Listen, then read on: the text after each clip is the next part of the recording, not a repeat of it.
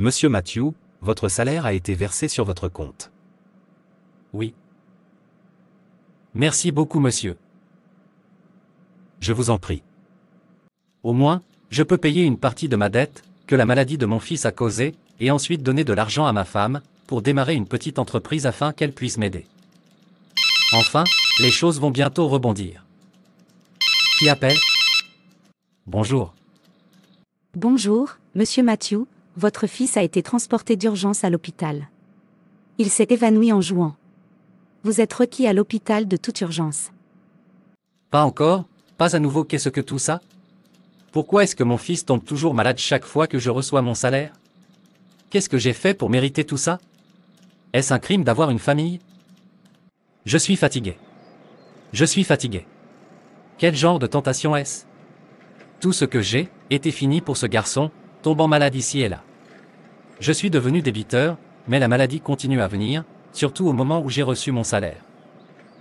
Le docteur, le professeur de mon fils, a appelé. Elle a dit, mon fils a été précipité ici, et que vous voulez me voir. Oui, monsieur Matthew, votre fils n'a pas de sang en lui. Vous devez agir vite, sinon vous perdrez votre fils. Docteur, que dois-je faire? Pour l'instant, vous déposerez $350, ce qui lui rapportera du sang. Il doit boire au moins 3 poches de sang, et cela doit être très rapide.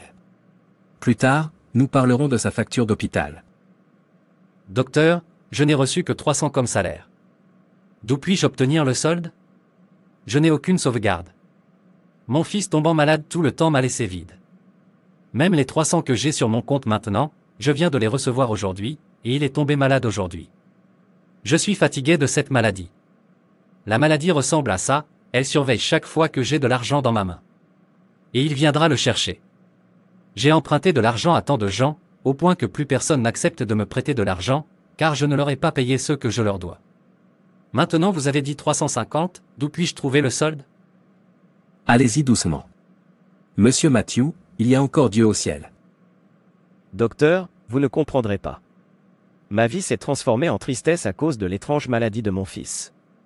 Je suis fatigué de cette vie. Alors prenez votre vie en main et celle de votre famille. Docteur, je ne sais pas quoi faire d'autre. Ce n'est pas une nouvelle que nous ayons un adversaire, le diable qui habite autour, à la recherche d'une proie. Cependant, ces proies légitimes sont ceux qui sont hors de la couverture de Dieu, et ceux qui, bien que sous sa couverture, ont abandonné leurs espaces pour que le diable les occupe, et aux perdants. Occuper votre espace, c'est simplement être responsable de votre espace ordonné par Dieu, ces endroits ou positions que Dieu vous a donnés comme territoire. Il s'attend à ce que vous soyez cet homme ou cette femme forte, qu'aucun diable, ou ses agents ne peuvent envahir leurs espaces et gâter leurs biens. Docteur, comment se prendre en main, occuper son espace? Premièrement, comprenez la menace potentielle pour votre espace. La plus grande menace pour votre espace est le péché. Bien que beaucoup de gens croient que le diable est la plus grande menace pour l'homme, la vérité est que le péché est la pire menace pour l'homme, car il donne au diable la licence d'opérer dans sa vie. Le péché est le numéro d'identification de Satan, et ainsi, il le poursuit partout où il le trouve, même quand ce n'est que le moindre compromis. Et quand il vient, il apporte toutes sortes de reproches et de batailles dans cette vie et cette famille. La parole de Dieu dit que, la justice élève une nation, mais le péché est un opprobre pour tout peuple, Proverbe 14 verset 34. 2. Faire le nécessaire. Lorsque vous découvrez une menace potentielle, faites un désherbage spirituel et physique. Repentez-vous de tous les péchés et éliminez toute forme de péché qui donnera à Satan une place dans votre vie. 3. Tenez-vous sur la parole de Dieu. Vous devez étudier et méditer sur la parole de Dieu, afin de prendre le contrôle absolu de votre espace, vous devez vous tenir inébranlablement sur l'Écriture. Se tenir sur sa parole exige de connaître, d'obéir et de vivre selon la parole. De cette façon, sa parole sera efficace contre toutes les ruses du diable. 4. Combattez à genoux en revendiquant les promesses de Dieu, la majorité des batailles chrétiennes sont invisibles. Nous combattons des forces, nous ne voyons pas avec nos yeux physiques, car elles opèrent à partir du domaine spirituel. C'est pourquoi Ephésiens 6 verset 12, déclare que nous ne luttons pas contre la chair et le sang, mais contre les principautés, contre les puissances, contre les dirigeants des ténèbres de ce monde, contre la méchanceté spirituelle dans les hauts lieux. Par conséquent, si vous soupçonnez les mains invisibles de l'ennemi, dans n'importe quel domaine de votre vie ou de votre espace, vous devez vous battre. Ce genre de combat est mené au nom de Jésus, le sceptre du pouvoir et de la force.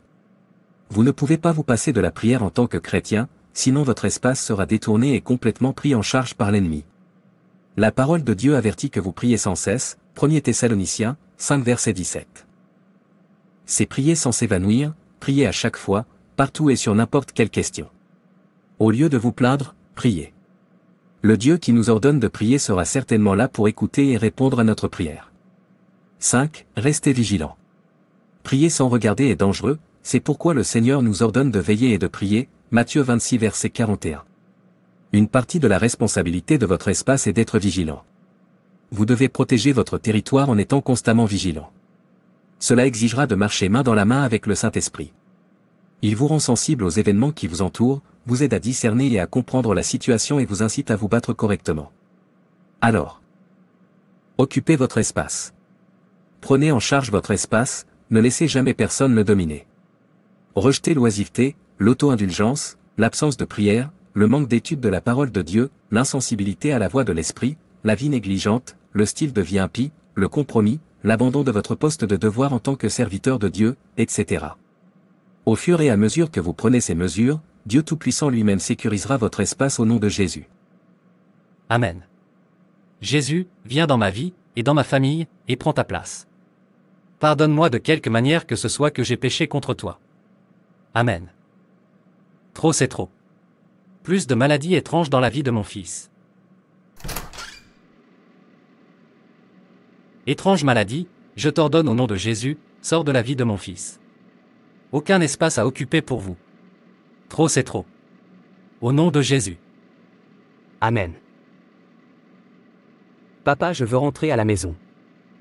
Si vous êtes fatigué, levez-vous et prenez en charge votre vie et celle de votre famille, et dites, ça suffit, et il en sera ainsi, merci d'avoir regardé, et s'il vous plaît, abonnez-vous, aimez et partagez. Que Dieu te bénisse.